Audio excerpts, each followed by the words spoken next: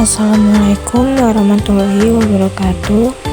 Perkenalkan, saya Nia Apriliana dan nama saya Ridho Marandika dari kelompok 1 yang ingin menjelaskan tentang penyajian data dalam bentuk tabel. Nama penyajian data dalam bentuk tabel berikut ini diberikan beberapa contoh dan cara menyajikan data dalam bentuk tabel dalam statistik.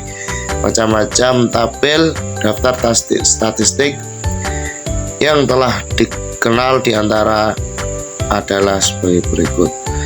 Tabel daftar baris kolom. Tabel daftar baris kolom merupakan penyajian data dalam bentuk tabel dengan susunan baris dan kolom yang saling berhubungan. Misalkan kita meminta siswa untuk menanyakan dan mendata banyak siswa, laki-laki dan perempuan kelas 1, 2, 3, 4, dan 5 dan 6 SDN 1 Kurnia Mataram pada wali kelas masing-masing. Data yang siswa peroleh dapat disajikan dalam tabel daftar baris dan kolom. Berikut adalah contoh tabel baris.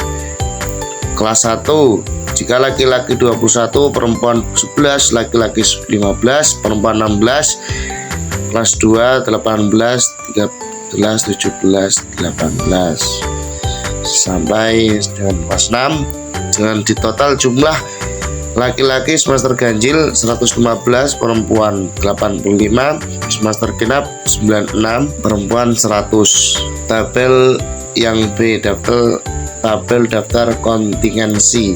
Tabel kontingensi merupakan tabel yang dapat digunakan untuk mengukur hubungan asosiasi antara dua variabel kategorik. Tabel kontingensi merangkum frekuensi pada setiap kategori variabel.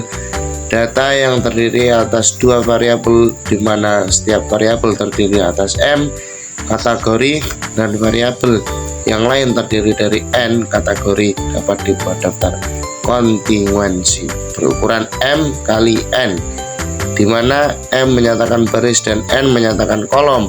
Untuk membuat tabel daftar kontingensi, kita meminta siswa secara kelompok untuk mendata banyak siswa yang bersekolah pada jenjang SD, SMP, dan SMA di wilayah RT-nya masing-masing. Misalkan data yang didapat oleh siswa dirangkum pada tabel daftar kontingensi sebagai berikut. Tabel jumlah siswa di wilayah RT 11 RW 03 Kelurahan Kurnia Mataram menurut jenjang sekolah dan jenis kelamin tahun ajaran 2019-2020. Jenis kelamin laki-laki 21, SD, SMP 11, SMA 15, jumlah 47. Perempuan 18, SMP 13, SMA 17, jumlah 48. Jumlah SD 39, SMP 24, SMA 32, jumlah 95. Tabel data distribusi. Data kuantitatif dapat dibuat menggunakan tabel siswa untuk mendata nilai matematika siswa kelas. Misalkan diperoleh data sebagai berikut: 65, 60, 75, dan sampai seterusnya. Dari data tersebut adalah nilai 60, kita cari frekuensinya, berarti 60, 65, dan seterusnya.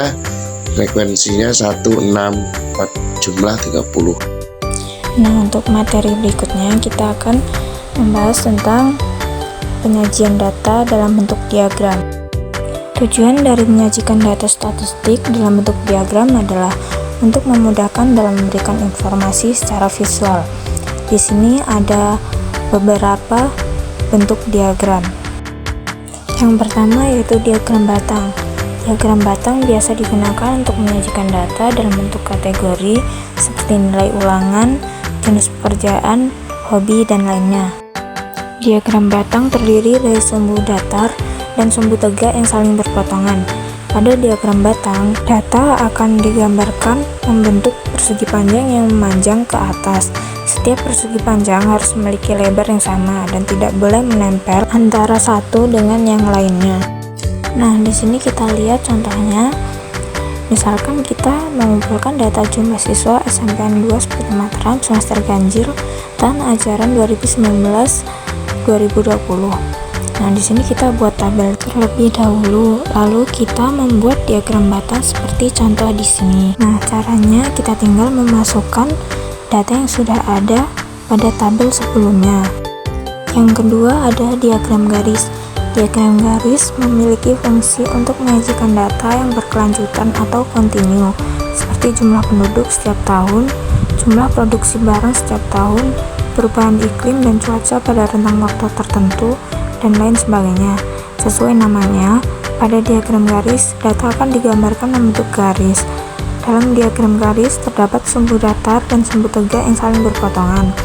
Terdapat berbagai cara untuk menyajikan data dalam diagram garis. Hal tersebut hampir dengan diagram batang. Terdapat sedikit perbedaan. Kita hanya perlu menarik garis secara berurut dari titik-titik yang telah disesuaikan dengan data. Nah, di sini kita lihat contohnya. Misal kita mendata sebuah daler motor sejak tahun 2000 sampai tahun 2009. Di sini kita buat tabel terlebih dahulu seperti tadi. Nah, jika sudah dibuat tabel seperti tadi, kita tinggal masukkan data tersebut pada diagram garis yang telah kita buat. Nah, yang ketiga ada diagram lingkaran. Diagram lingkaran digunakan untuk menyajikan data yang dapat dikategorikan. Data akan digambarkan dalam bentuk lingkaran yang terbagi menjadi beberapa juring. Nah, juring-juring ini dapat dinyatakan dalam bentuk persen atau derajat. Besarnya persentase dan derajat dipengaruhi oleh besar nilai atau frekuensi data, sehingga setiap juring akan memiliki ukuran yang berbeda-beda. Apabila juring ditulis dalam bentuk persen, maka untuk satu lingkaran penuh, total persentasenya adalah 100%. Sementara itu, apabila juring ditulis dalam derajat, maka untuk satu lingkaran penuh, total sudutnya adalah 360 derajat. Di sini kita lihat rumus-rumus diagram lingkaran.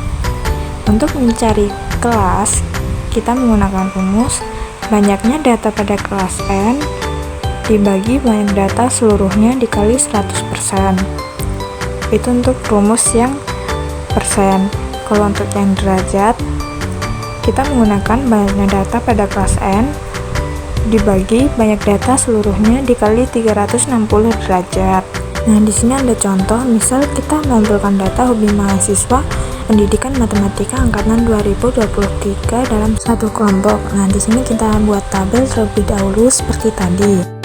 Sebelum kita membuat diagram lingkaran, kita akan menghitung persentase hobi masing-masing mahasiswa pendidikan matematika menggunakan rumus yang telah saya sampaikan tadi. Setelah itu, kita masukkan persentase-persentase yang telah kita hitung tadi ke dalam diagram lingkaran yang telah kita buat. Nah, itu tadi sedikit penjelasan dari kami tentang materi penyajian data. Cukup sekian yang bisa kami sampaikan.